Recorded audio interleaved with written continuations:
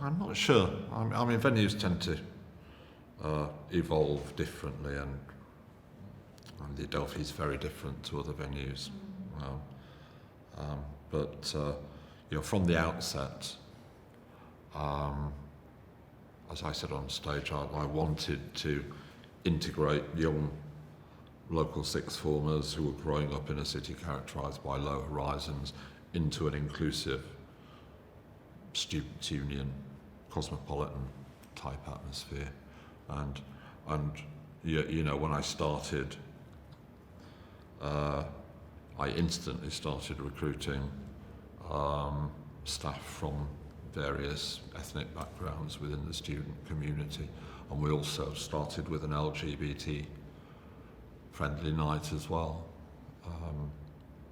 And in terms of inclusivity, we've always maintained the very, very highest standards in that respect.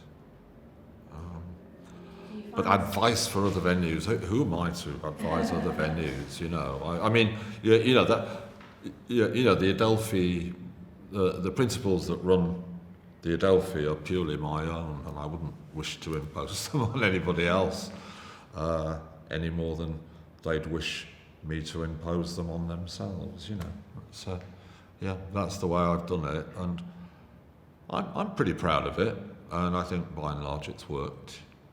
And there is a legacy of that, because we cut in at that specific time in people's lives where they were transforming from child into adult, which is a difficult period, but also a very stressful period of people's lives. It's certainly the most vivid part of people's lives. And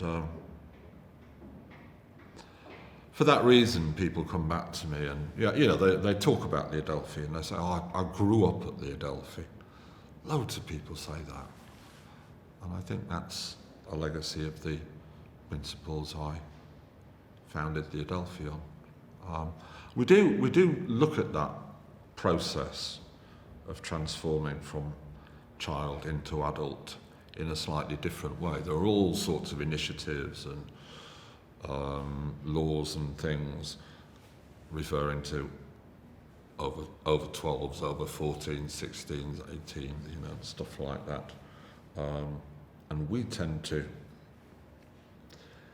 incentivise children to grow up. That's the way I see it. If you're a child who wants to remain a child, it's not really the place for you, the Adelphi. But if you're a child who gets the notion of growing up and mixing outside their peer group and stuff like that, then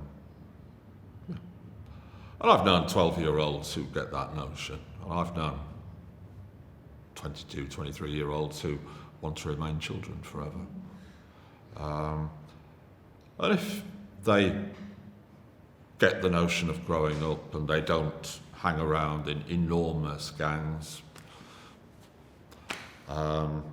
if they come with a mate or a girlfriend or something like that and they behave sensibly and don't drink, we'll let them in and they'll be made very welcome, even if they are underage. So, we do that.